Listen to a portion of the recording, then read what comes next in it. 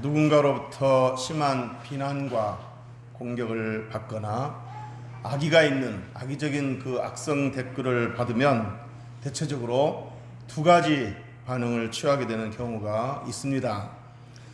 둘 다 바람직하지 않는 반응이라고 할 수 있는데, 첫째로 모든 외부 환경과 차단하고 사는 겁니다. 이꼴 저꼴 보기 싫다 하고 그저 집안에 틀어박혀서 자신의 처지를 비관하며 시간을 보내는 겁니다. 그러다가 극단적인 선택을 하는 경우도 있습니다. 둘째로는 자신을 비난하고 공격하는 사람들을 상대로 똑같은 방식으로 맞대응하는 겁니다. 같이 비난하고 같이 욕하고 같이 진흙탕 싸움을 하는 겁니다. 그러다가 자신도 모르게 점점 그 사람들과 똑같이 악해지는 자신의 모습을 보게 됩니다. 물론 근거 없이 비난하고 공격하는 사람들에 대해서, 악성 댓글을 다는 사람들에 대해서 무조건 참고만 있는 것도 능사는 아니지만, 그렇다고 그런 사람들과 똑같은 방식으로 악하게 대응하는 것도 바람직한 대응은 아니라고 봅니다.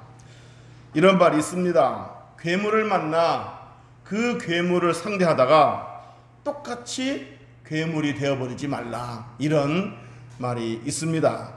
영화나 드라마에 가끔 이런 대사가 나오기도 합니다.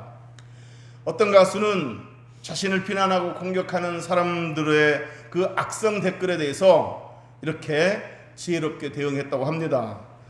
이 가수가 무대에서 워낙 복장을 요란스럽게 좀 무모하다시피 그렇게 꾸미고 나오고 코믹하게 노래를 하니까 어떤 사람이 댓글을 달기를, 그럴 바에는 가수하지 말고 개그맨이 되라, 이렇게 비웃는 식으로 조롱하는 악성 댓글을 달았다고 합니다. 자, 그러자 이 가수가 답글을 달기를, 그렇지 않아도 개그맨 공채 시험에 응시를 했는데 떨어졌습니다 라고 재치있게 대답을 했다고 합니다. 이 가수는 항상 이런 식으로 재치있게 답을 해서 자기 자신을 싫어하는 사람들도 결국에는 좋아하게 되는 그런 경우가 많이 있다고 합니다. 제가 좋아하는 그런 그 스타일의 가수는 아니지만 참 재치있게 대응을 잘 했다고 봅니다.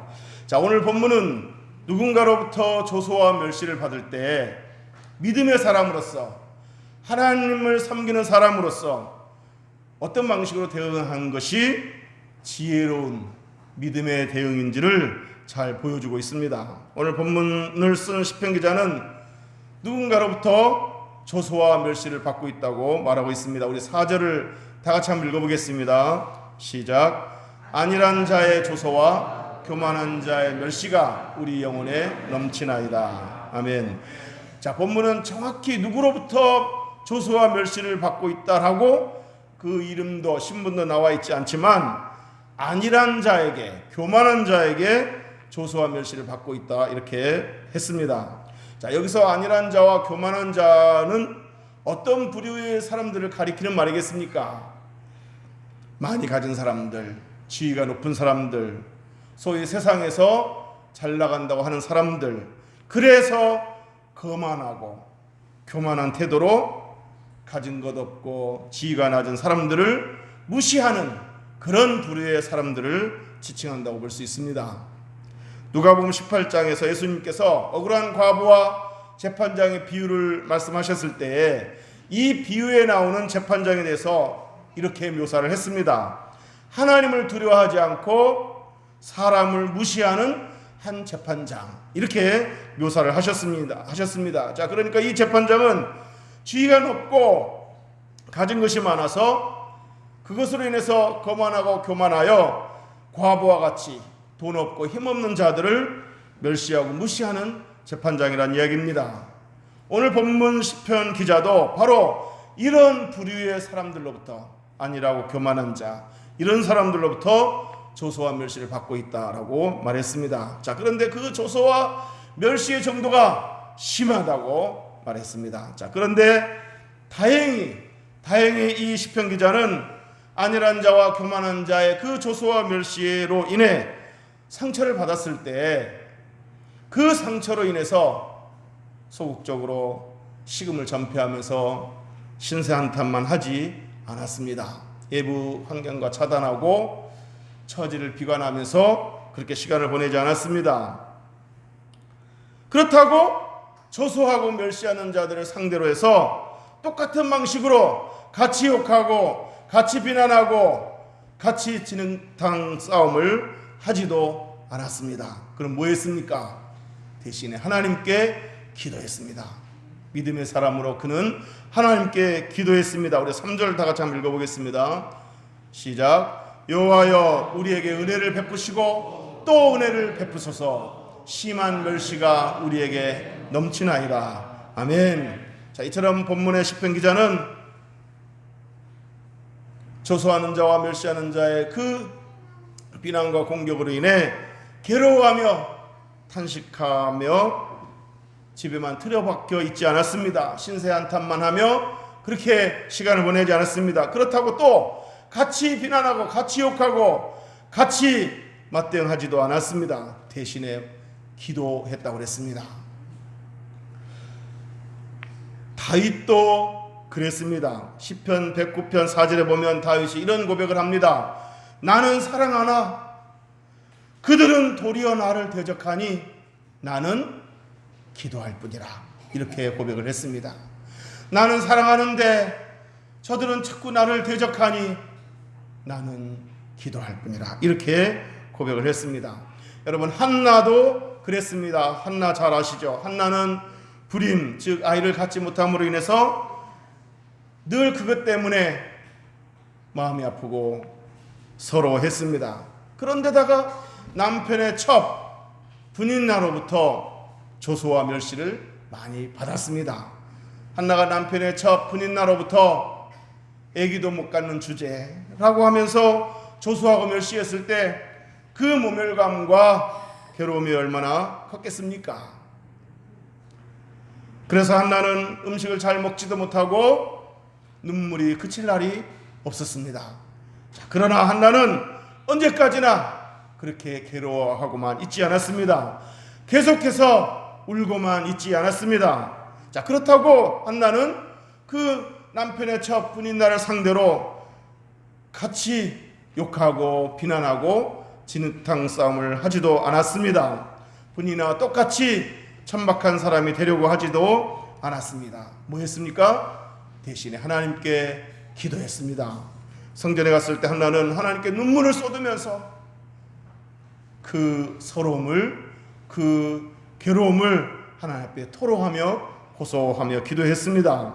결국 한나는 하나님께 위로를 받았을 뿐만 아니라 기도응답을 받고 사무엘이라는 아들을 얻게 되었습니다. 오늘 시편 기자도 자신을 조소하고 멸시하는 사람들을 상대할 때 탄식하고 울고만 있지 않았습니다. 그렇다고 같이 비난하며 욕하며 악한 방식으로 맞대응하지도 않았습니다. 대신에 하나님께 기도했습니다. 여호와여 우리에게 은혜를 베푸시고 또 은혜를 베푸소서. 심한 멸시가 우리에게 넘치나이다 라면서 기도했습니다. 조소하고 멸시하는 사람들을 상대로 같이 비난하고 욕하는 것 대신에 하나님 앞에 나아가 하나님 앞에 그 형편을 아뢰면서 그 심정을 아뢰면서 은혜를 베풀어 달라고 기도하고 있었습니다. 시편 기자는 하나님 앞에 기도했을 때 다음과 같은 심정으로 기도했다고 했습니다. 우리 2절을 다 같이 한번 읽어보겠습니다. 2절 시작. 상전의 손을 바라보는 종들의 눈같이 여주인의 손을 바라보는 여종의 눈같이 우리의 눈이 여호와 우리 하나님을 바라보며 우리에게 은혜 베풀어 주시기를 기다리나이다. 아멘. 하나님 나에게 은혜를 베풀어 주세요 하고 기도할 때 마치 이런 심정으로 기도했다는 겁니다. 상전의 손을 바라보는 종들의 눈같이 여주인의 손을 바라보는 여종의 눈같이 하나님을 바라보며 기도했다고 말했습니다. 자, 이 구절에서 종들이 주인의 손을 바라보았다는 말은 뭐겠습니까? 주인이 종들에게 음식물을 나눠줄 때, 옷을 나눠줄 때, 그때 종들이 그 주인들의 손을 바라보았다는 말입니다. 주인이 이번에는 뭘 나눠줄 것인가? 얼마나 많이 줄 것인가? 하면서 주인의 손만을 뚫어지게 바라보았다는 얘기입니다. 그만큼 절박하게 간절하게 바라보았다는 얘기입니다. 개를 키우는 집에 가보면 주인이 음식을 손에 들고 있으면은 개는 주인의 손만을 향해서 집중해서 쳐다봅니다. 혹시라도 주인이 던져주지 않을까 해서 눈이 빠지라고 쳐다봅니다. 그래서 주인의 손이 움직이는 대로 개의 시선도 개의 머리도 같이 움직입니다. 절대로 달라들지 않습니다. 주인이 먹으라고 손을 내밀 때 혹은 앞에 던져놓을 때 그때야 먹습니다. 복음서에 보면은 이방 여인 수로보니게 여인이 자신에게 있는 귀신 들린 딸을 고치기 위해서 예수님을 찾아갔습니다. 하나밖에 없는 딸이 귀신 들려 있으니 얼마나 그 어머니 마음이 찢어질 듯이 아팠겠습니까? 그래서 그 딸을 고치기 위해서 예수님께 찾아가서 예수님, 내 딸을 고쳐주세요 하고 간절히 예언을 했습니다. 이때 예수님께서 바로 고쳐주시지 않고 이방 여인의 믿음을 시험하기 위해서 이렇게 말씀하셨습니다. 자녀의 떡을 취해서 개들에게 던지는 것이 마땅치 않다, 이렇게 말씀을 하셨습니다. 아주 모욕적인 말을 한 거죠. 너는 이방 여인이니 너에게 은혜를 베푼 것이 온당치 않다 하고 시험해 본 겁니다. 모욕을 준 겁니다. 자, 그랬을 때 여인은 이렇게 대답했습니다. 주여, 올소이다마는 상 안에 개들도 아이들이 먹던 부스러기를 먹나이다. 자, 이 말은 이겁니다. 개들이 주인의 밥상에서 그 주인의 손만을 지켜보다가 주인의 상에서 떡 부스러기가 떨어지는 것을 보면 얼른 주워 먹는 것처럼 내가 비록 이스라엘 사람이 아니고 이방 여인이지만 저에게 떡 부스러기 같은 은혜라도 주시면 개를 취급해도 좋습니다. 개로 취급을 해도 좋습니다. 나에게 그 개에게 던져주는 떡 부스러기 같은 은혜라도 주시면 제 딸이 고침받을 수 있을 줄로 믿습니다 라는 그런 신앙 고백을 한 겁니다.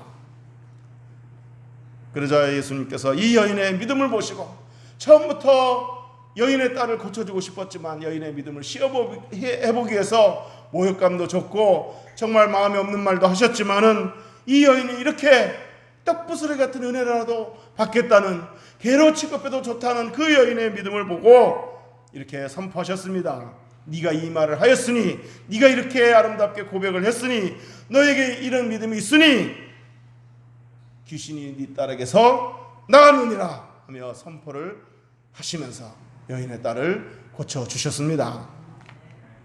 오늘 본문의 시편 기자도 종들이 주인의 손만을 간절하게 바라본 것처럼 이 여인이 그렇게 개 취급을 받아도 그 주님의 은혜만을 간절하게 바라본 것처럼 이 오늘 본문의 시편 기자도 하나님만을 바라보면서 은혜를 베풀어 달라고 기도하였습니다.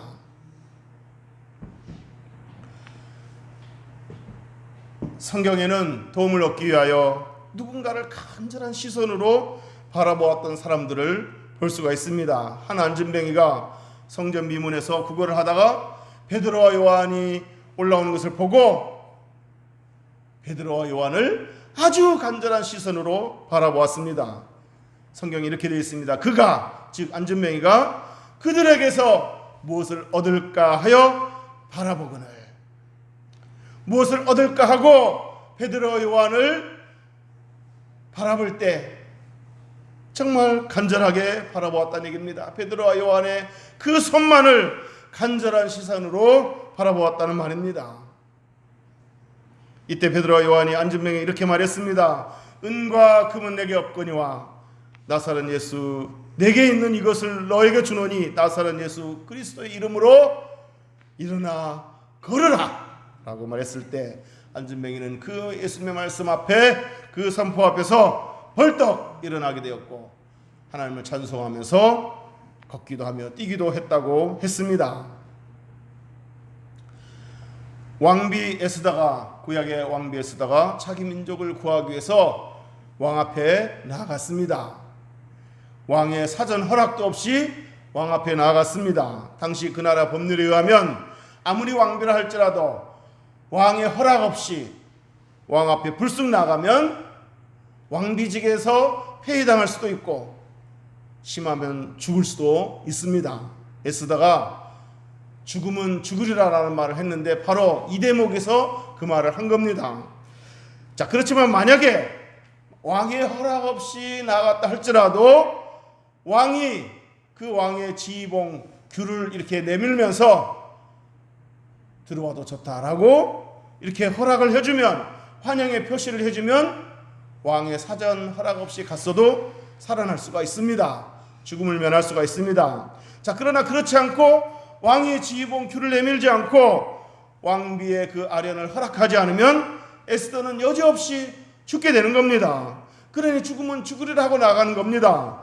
자, 그러니 왕의 허락도 없이 왕 앞에 찾아간 이 에스더의 시선은 온통 어디에 쏠렸겠습니까? 과연 왕께서 귤을 내밀어 줄 것인가? 그렇지 않을 것인가? 왕의 손만을 집중하여 바라봤을 것입니다. 다행히도 하나님 은혜로 왕은 그 왕비를 보고 귤을 내밀어 주었습니다. 왕후 에스더가 왕을 아련하기 위해서 이렇게 뜰에 서 있는 모습을 보았을 때 그 모습이 너무너무 사랑스러웠다고 했습니다. 하나님이 하신 겁니다. 그래서 왕은 왕후 에스더에게 귤을 내밀어 주었고 이렇게 해서 왕후 에스더는 죽음을 면할 수 있었을 뿐만 아니라 자기 민족을 구할 수 있게 되었습니다. 자, 이처럼 안전뱅이가 베드로와 요한의 손만을 간절한 시선으로 뚫어주게 바라보았듯 에스더가 왕이 귤을 내밀 것인지 왕의 손만을 간절한 시선으로 바라보았듯이 오늘 시편 기자도 시선을 하나님께로 향하여 눈을 들어 하나님을 바라보며 기도했다고 그랬습니다. 우리 1절 다 같이 한번 읽어보겠습니다. 시작. 하늘에 계시는 주여 내가 눈을 들어 주께 향하나이다. 하늘에 계시는 주여 내가 눈을 들어 주께 향하나이다. 그의 시선을 하나님께로 향하여 집중하여 기도한 겁니다. 시편 기자는 심한 저소와 멸시받는 그 자신의 비천한 삶의 자리에서 가치 있고 존귀한 삶의 자리로 바꾸어 주실 수 있는 분이 하늘에 계신 하나님이심을 믿었습니다. 하늘에 계셔서 만유를 주관하시고 만유를 그 뜻대로 다스리시는 그분이 자신의 그 비천한 처지를 존귀한 삶으로 바꾸어 주실 줄 믿고 하나님을 향하여 눈을 들어 기도한 것입니다. 시편 121편 1절 2절에 보면 내가 산을 향하여 눈을 들리라 나의 도움이 어디서 올꼬 나의 도움은 천지를 지으신 주 여호와에게서로다 라고 했습니다. 내가 산을 향하여 눈을 들리라. 산을 향하여 눈을 들었을 때 그 웅장한 산이 뭘 해줄 것처럼 보였지만 사실은 그 웅장한 산을 만드신 전능하신 하나님이 도움을 줄 수 있다는 사실을 믿고 나의 도움은 천지를 지으신 여호와에게서로다 라고 고백을 한 겁니다. 믿습니까? 이제 말씀을 정리하도록 하겠습니다. 시선이라는 CCM이 있습니다. 이 시선이라는 CCM 가사를 보면 이렇게 되어 있습니다. 내게로부터 눈을 들어 주를 보기 시작할 때 주의 일을 보겠네. 내게로부터 눈을 들어 주를 보기 시작할 때 주의 일을 보겠네. 모든 시선을 주님께 드리고 살아계신 하나님을 느낄 때 내 삶은 주의 역사가 되고 하나님이 일하기 시작하네. 믿습니까? 이 가사를 쓴 작가는 이런 의도로 이 가사를 썼을 것입니다. 시선을 비천한 나에게로 향하지 말고 나를 보면 낙담할 수밖에 없고 초라해질 수밖에 없으니 비천한 내 자신에게로 시선을 향하지 말고 전능하신 하나님께로 향하여 하나님을 바라보기 시작하면, 그 살아계신 하나님을 느끼면, 그 하나님을 인정해드리면 하나님이 나를 위해서 일하기 시작한다 라는 그 체험 속에서 이 가사를 썼다고 볼 수 있습니다. 여러분, 하나님의 시선은 항상 우리에게 고정되어 있습니다. 이사야에 보면은 어찌 갓난아이를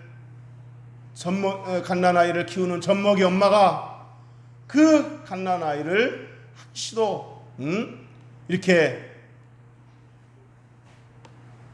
잊어버릴 수 있겠느냐. 그러나 그 젖먹이 엄마는 그 젖먹이를 잊어버릴 수 있을지 몰라도 나는 너희들을 잊지 않겠다라고 주님은 말씀하셨습니다. 하나님의 시선은 항상 저와 여러분에게 이렇게 고정되어 있습니다. 문제는 우리의 시선입니다. 하나님의 시선은 우리에게 항상 고정되어 있는데 우리의 시선이 어디로 향하여 있는가가 중요한 겁니다. 우리의 시선이 내 삶의 문제에만 집중되어 있으면 낙담할 수밖에 없습니다. 우리 시선이 우리를 옥죄는 어떤 그 환경에만 집중되어 있으면 우리는 실망할 수밖에 없습니다. 그러나 우리의 시선을 하나님께 향한다면 거기에 소망이 생기고 거기에 기쁨이 생기는 줄로 믿습니다. 우리가 잘 아는 그 복음성가 가사에 하나님 사랑의 눈으로 너를 어느 때나 바라보시고 하나님 인자한 귀로서 언제나 너에게 기울이시니 어두움의 밝은 빛을 비춰주시고 너의 작은 신음에도 응답하시니 너는 어느 곳에 있든지 주를 향하고 주만 바라볼지라. 너는 어느 곳에 있든지 주를 향하고 주만 바라볼지라. 하나님 사랑의 눈은 항상 어느 때나 어디서나 우리에게 고정되어 있습니다. 그러므로 우리도 어디에 있든지 어느 때든지 주를 향하여 주만 바라볼 수 있게 되기를 주님의 이름으로 축복합니다. 사랑하는 성도 여러분, 살아가다가 누군가가 저와 여러분을 비천하게 만든다면, 아니면 어떤 상황이 우리 자신을 비참하게 만든다면, 비천한 내 자신의 처지에 시선을 집중시키지 말고 우리 시선을 눈을 들어 하나님께로 향하시기를 주의 이름으로 축복합니다. 그러면 하나님께서 저와 여러분을 위해 일하시는 것을 보게 되고 경험하게 될 줄로 믿습니다. 우리의 시선을 내 처지에 두지 마시고 우리의 시선을 나를 조롱하고 멸시하고 나를 비웃는 사람에게 두지 마시고 혹은 나를 정죄하고 나를 낙담시키는 사탄에게 두지 마시고 우리의 시선을 하나님께 향하여 두시기를 주님의 이름으로 축복합니다. 삶이 고달프고 힘들수록 예부의 어떤 그 공격이 더 심해질수록 예배에만 집중하시기 바랍니다. 찬양에만 집중하시기 바랍니다. 말씀에만 집중하시기 바랍니다. 기도에만 집중하시기 바랍니다. 이런 것들이 하나님을 향한 시선인 줄로 믿습니다. 믿습니까? 기도하겠습니다.